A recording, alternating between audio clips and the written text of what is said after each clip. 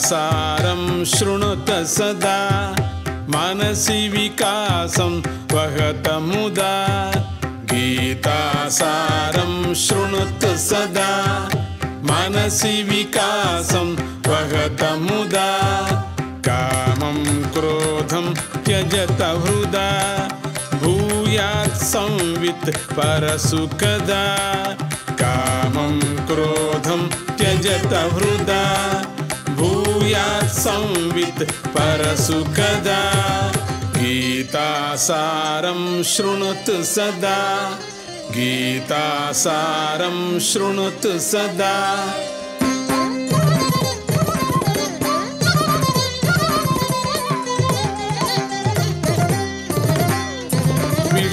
विषादयोगात् पार्थेन भणितं किञ्चिन्मोहधिया तं संदिग्धं मोचयितुं गीताशास्त्रं गीतमिदं विषादयोगात् पार्थेन भणितं किञ्चिन्मोहधिया तं संदिग्धं मोचयितुं गीताशास्त्रं गीतमिदं सांख्यं ज्ञानं जानीहि शरणागतिपथमवाप्नुहि आत्मा नित्यः सर्वगतो नैनं किञ्चित् क्लेदयति सांख्यं ज्ञानं जानीहि शरणागतिपथमवाप्नुहि आत्मा नित्यः सर्वगतो नैनं किञ्चित् क्लेदयति फलेषु शक्तिं मैव कुरु कार्यं कर्म तु समाचर कर्माबद्धः परमेति कर्मणि संगः पातयति कर्मणि संगः पातयति फलेषु शक्तिं मैव कुरु कार्यं कर्म तु समाचर कर्माबद्धः परमेति कर्मणि संगः पातयति कर्मणि संगः पातयति कर्म कर्म विकर्मत्वं चिन्तय चात्मनि कर्मगतिं नास्ति ज्ञानसमं लोके त्यज चाहङ्कृतिमिह देहे त्यज चाहङ्कृतिमिह देहे कर्म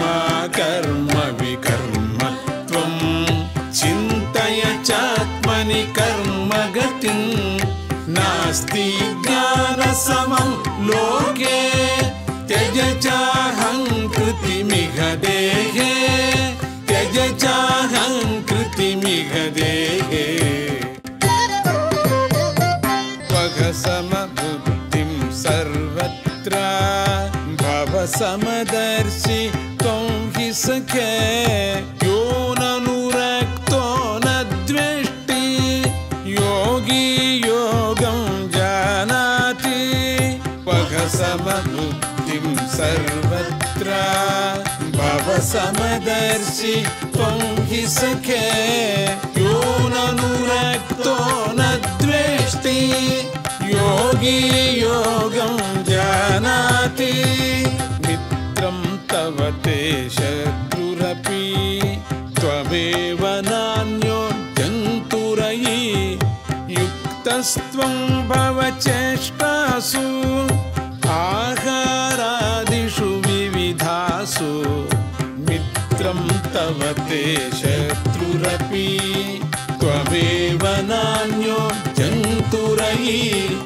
युक्तस्त्वं भव चेष्टासु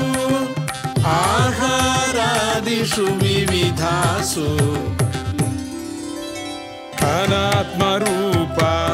अनात्मरूपमष्टमिदां प्रकृतिमविद्यां जानीहि जीवस्यैव हि परमात्मा यस्मिन् प्रोतं सर्वमिदं सर्वविधां प्रकृतिमविद्यां जानीहि जीवस्यैव हि परमात्मा यस्मिन् प्रोतं सर्वमिदम्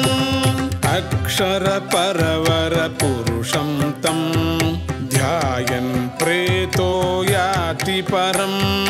ततस्तमेव ध्यायन् त्वं कालं यापयनस्यन्तम्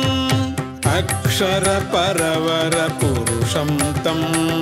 ध्यायन् प्रेतो याति परं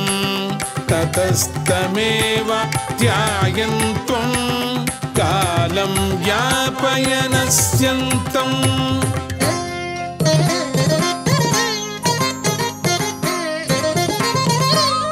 सर्वं ब्रह्मार्पणबुद्ध्या कर्म क्रियतां समबुद्ध्या भक्त्या दत्तं पत्रमपि फलमपि तेन स्वीक्रियते सर्वं ब्रह्मार्पणबुद्ध्या कर्म क्रियतां समबुद्ध्या भक्त्या दत्तं पत्रमपि फलमपि तेन स्वीक्रियते यत्र विभूतिस्त्रियुक्ता यत्र विभूतिः सत्त्वयुता तत्र तमीशं पश्यन्तं नेष्याद्वेषो सज्जेते यत्र विभूतिस्त्रियुक्ता यत्र विभूतिः सत्त्वयुता तत्र तमीशं पश्यन्तं नेष्याद्वेषो सज्जेते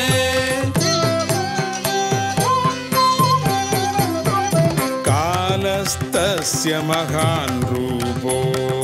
लोकान् सर्वान् संग्रसति भक्त्या भगवद्रूपं तं प्रभवति लोकः सन्द्रष्टुं कालस्तस्य महान् रूपो लोकान् सर्वान् संग्रसति भक्त्या भगवद्रूपं तं प्रभवति लोकः सन्द्रष्टुं भक्तिस्तस्मिन् रतिरूपा सैव हि भक्तोद्धरणचना भावं तस्य मादाय बुद्धिं तस्मिन् निवेशय भक्तिस्तस्मिन् रतिरूपा सैव हि भक्तोद्धरणचना भावं तस्य मादाय बुद्धिं तस्मिन् निवेशय क्षेत्रं तद्ज्ञं जानीहि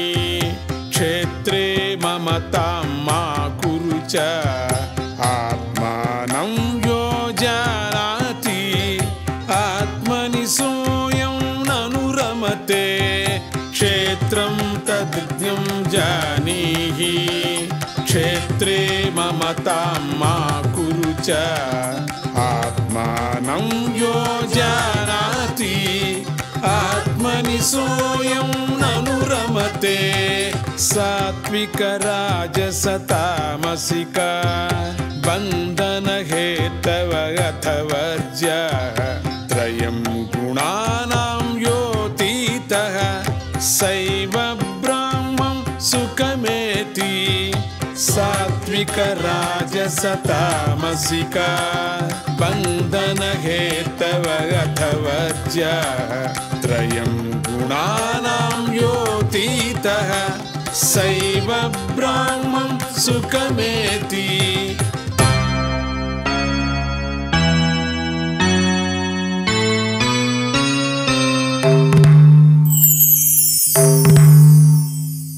चित्वा सांसारिकवृक्षं पदं गवेषय मुनिलक्ष्यं तत्किल सर्वं तेजो यत् वेदैः सर्वैः संवेद्यं चित्वा सांसारिकवृक्षं पदं गवेषय मुनिलक्ष्यं तत्किल सर्वं तेजो यत् वेदैः सर्वैः संवेद्यं सृष्टिर्दैवी चासुरिका द्विविधा प्रोक्ता लोकेऽस्मिन् दैवे सक्ता यान्ति परम् आसुरसक्त असुरगतिं सृष्टिर्दैवी चासुरिका द्विविधा प्रोक्ता लोकेऽस्मिन् दैवे सक्ता यान्ति परम् आसुरसक्त असुरगतिम्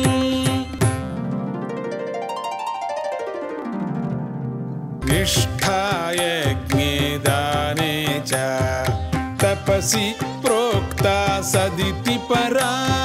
सत्किल सफलं सश्रद्धं तत्किल निष्फलमश्रद्धं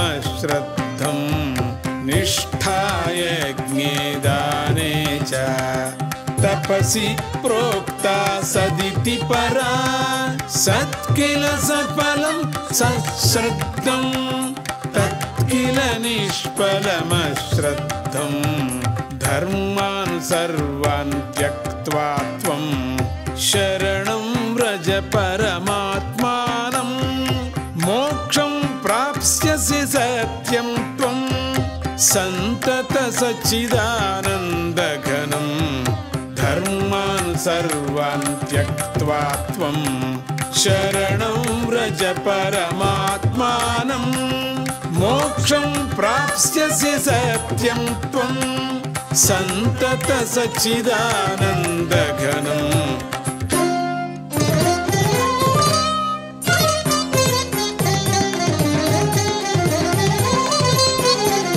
गीतासारं शृणुत सदा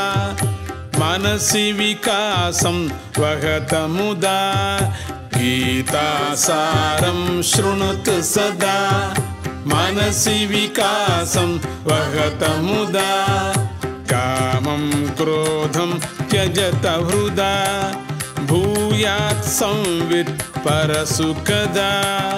कामं क्रोधं त्यजत हृदा भूयात् संवित् परसुखदा गीतासारं शृणुत सदा मनसि विकासं वहत मुदा गीतासारं शृणुत सदा मनसि विकासं वहत मुदा। ओम श्री कृष्णाय परमात्मने नमः।